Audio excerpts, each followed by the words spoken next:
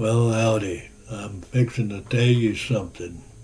You reckon you're pretty sharp, don't you? And well, and so do I. That don't mean we're any smarter than a fence post if we don't keep our wits about us. Now listen up, 'cause I ain't here to feed you no fluffy nonsense to make you feel all warm and fuzzy inside.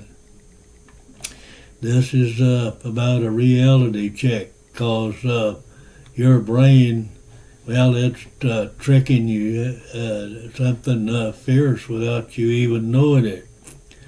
Well, you ain't lazy, no siree. You're just stuck in a mental quicksand like most folks, and they'd never bother to climb out. That is where the trap.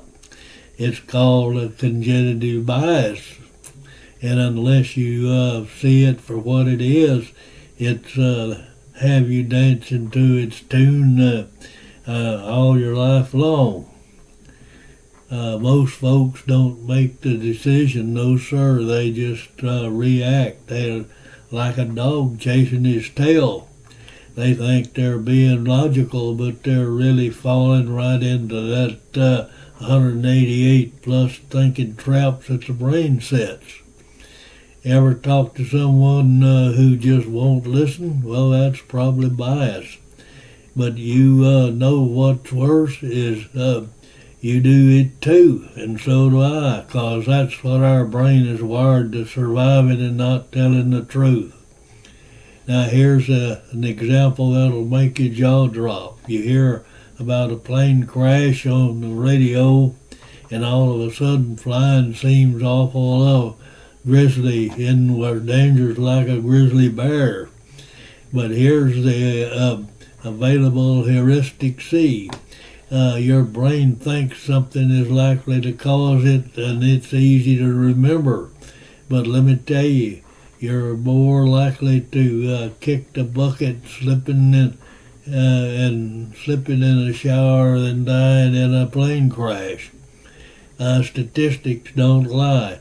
So why ain't you worried about every time you step into the bathroom? So we're going to do about this. Well, I reckon one habit just can give you one leg up, but most folks have called it the second order thinking. Most people stop at the first consequence, like I'll be skipping the gym today 'cause I'm tuckered out. But that fellow thinks ahead and he goes ahead. And okay, I slipped today. And tomorrow it's going to be more easier to miss too. Next thing you know, it's been weeks, and now it feels like I've lost all the momentum and self-respect. And that's how the real thinkers roll. They analyze the strategy, they predict. And your brain is mighty lazy to see what you want it to work hard, so it takes shortcuts like following your gut instead of checking the facts. But here's where things get interesting. Just like your muscles, your brain is stronger when you push it. So you start small before making a big decision, and pause and ask yourself, what is the opposite of what I believe right now? Now try to argue against your own opinion. It feels mighty strange, don't it? That's 'cause you're teaching your brain something new. Now folks live inside their own mental bubble and scrolling and consuming and reacting, but they never bother to challenge themselves, and they never ask, wait a minute, am I wrong here? Or is that just a feeling helping me, tricking me? Or even I'm thinking of just going through emotions. But my friend, you can do better.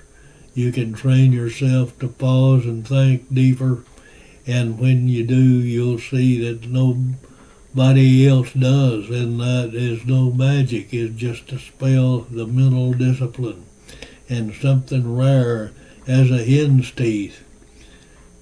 So what are you going to do now? I've shared the know-how with you. Are you just going to move on the next shiny thing, or are you going to do something with knowledge?